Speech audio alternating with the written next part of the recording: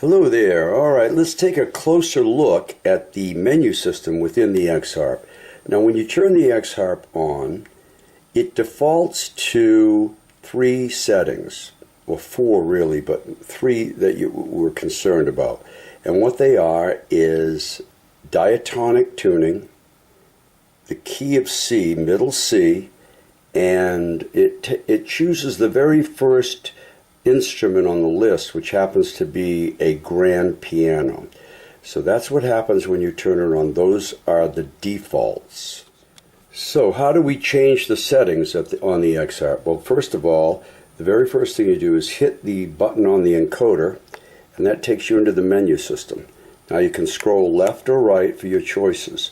Your choice will be highlighted in capital letters, so you know that that's the selected choice on the menu. Okay, the very first thing that I do is choose a scale. Now, like I was saying earlier, it defaults to diatonic, so here you can make your changes. If you can scroll down or you can scroll up from the bottom. Let's take this bottom one. What is that called? Patty tuning. Let's try that one. We'll select that one. And now we will choose an instrument, and there's your default, your number one acoustic grand piano. Let's go over to a violin.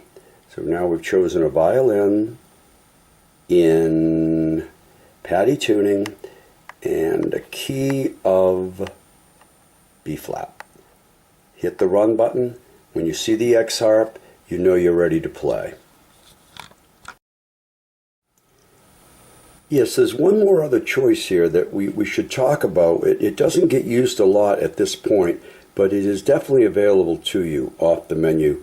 It is called mode.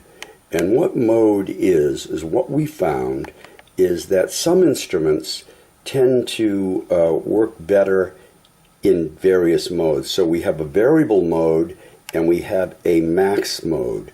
Now, variable mode, what that is breath controls the volume. In the max mode, breath just is an on and off, complete trigger of on and off. So we find that's better for percussive instruments like, drums, piano, guitar type sounds. Variable's definitely better. Breath control when you can use it on strings, woodwinds, things of that nature. So those are your two choices. It defaults to variable, and I hardly ever change it because I really prefer the woodwinds and the strings to some of the percussive sounds at this time. All right, let's talk a little bit about the presets that are in the Xharp and what they are. What a preset is basically is three things. It's the scale, the instrument, and the key. Those are the three things that the preset is. So for instance, if we were to hit preset, it would take us into the preset menu, and these are some songs that I've put in the Xharp to make quicker choices when I'm performing. For instance, if I wanted to do Waltzing Matilda, just click it and go, and I'm ready to go. Now what that is, it's the key of D, diatonic tuning, and I believe it's a clarinet in this case. Let's try that again. Preset. Hit the preset button, scroll down to Tennessee Waltz. Hit run. What that is a violin in the key of C, diatonic tuning. So that's what the presets are. They're easy, quick access to, we can call it presets or favorites.